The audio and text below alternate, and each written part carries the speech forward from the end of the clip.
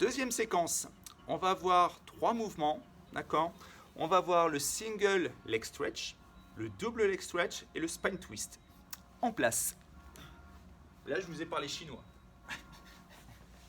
Donc, le single leg stretch, que vous confondez souvent avec scissors. Préparation de 5 référentiels. Rien ne bouge, d'accord? Préparation abdominale et simplement souffle et inspire, d'accord? Là, on fléchit la jambe tranquillement. Préparation abdominale, la colonne ne varie pas, l'angle des omoplates ne varie pas, d'accord? Au niveau de l'angle du pied, donc, plus vous allez pointer vers le haut, plus c'est facile, plus vous allez descendre, plus ça va être dur, d'accord? Tout simplement. La difficulté ici de ce mouvement, c'est pas de tendre, ça va être de... Le genou qui reste ici pousse dans la main, d'accord? Et on le tient latéralement. On pousse et on pousse, d'accord? Inspire, pousse et expire, pousse, d'accord?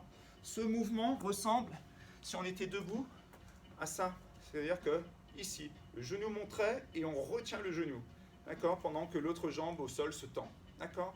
C'est ce mouvement-là, sauf qu'on est allongé. Donc il y a bien une pression dans les mains pour que le genou ne revienne pas complètement. D'accord? Toujours le genou bien au-dessus des hanches, sinon les lombaires vont se plaquer. Les jambes ne se fléchissent pas, toujours bien 90 degrés. D'accord? Et si on n'en peut plus, on repose les omoplates et la tête. Et ici, on passe en mat work 1. Là. Inspire et expire. Donc, dès qu'on a des mouvements comme ça, comme scissors, droite, gauche, ça fait 1. 10 fois maximum. Si on n'y arrive pas, ce n'est pas grave, ça vous donnera votre échelle de progression. D'accord? on a ça et on va faire, donc, ça c'est le single, le double, son grand frère. On va être toujours pareil, même position de départ, les lombaires, tout est stable, la tête est stable, les épaules, toute la colonne est stable, les hanches sont stables. Sur une expire ou deux, on monte, les mains sur le côté. Préparation abdominale, le creux lombaire n'a pas varié. Souffle et inspire.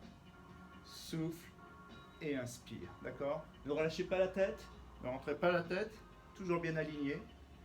L'angle des jambes, c'est sur votre force. Là, c'est facile. Là, ça devient beaucoup plus ardu. D'accord?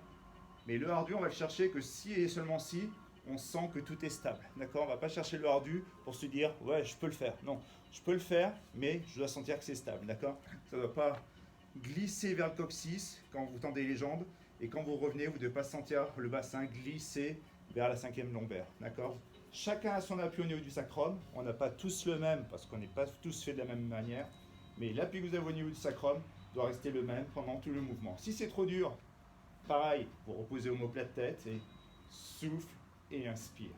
Rappelez-vous, on part dans l'axe et on revient dans l'axe. D'accord? Toujours genou au-dessus des hanches, tibia parallèle au sol, pied en pointe. Et le troisième mouvement, la souplesse, le spine twist. Donc on va être ici. Je vous le montrerai de profil après. Donc pied en pointe, on tire, hop, on verra mieux ici, voilà. On tire les fesses à l'arrière, le dos bien droit. Donc les épaules basses. 2 options de travail. Soit l'archer, je tire à l'arrière et je pousse à l'avant en même temps. Expire et je regarde mon coude. Et inspire, reviens dans l'axe. Expire, regarde ton coude, pousse à l'avant. Et inspire, reviens dans l'axe. D'accord? Ça, c'est la première option. Deuxième option, j'ouvre le bras et je pousse à l'avant. Expire et inspire. Expire et inspire. Gardez bien les épaules basses. De profil, ça nous donne ça. On tire les fesses à l'arrière, l'une après l'autre, d'accord? Si vous avez un petit coussin à la maison, placez vos fesses surélevées, ça vous aidera à basculer le bassin, d'accord? L'autograndissement, nos 5 référentiels, tout est là. Et première option, l'archer. Expire, tire à l'arrière et pousse à l'avant. Et inspire, revient. De l'autre côté, souffle et revient. Deuxième option, ouvre et pousse à l'avant. Et revient, inspire. Souffle et revient, inspire. Ici, on va chercher la rotation de la colonne vertébrale, d'accord? comme si on avait un torchon qu'on essorait. C'est pour ça qu'on essore un torchon, l'eau sort, nous c'est l'oxygène qui sort. On souffle et on ramène, on inspire. En même temps qu'on tourne, on va chercher l'autograndissement, comme si on se dévissait vers le haut. Mais ce n'est pas un haussement d'épaule, c'est vraiment cette sensation de, voilà, par le sommet du crâne, je me grandis. Et quand je reviens, par contre, je me tasse pas, je reste haut. D'accord. Point de vue vigilance, c'est au niveau des pieds. Rappelez-vous ce que je vous disais. Quand vous pivotez, si la jambe du côté du bras qui part à l'arrière, vous sentez le talon reculer, d'accord, c'est pas bon, d'accord, ça veut dire que tout est parti. Nous, ce qu'on veut, c'est que de là jusqu'en bas, ça soit super stable et que la rotation s'opère bien d'ici au sommet du crâne, d'accord.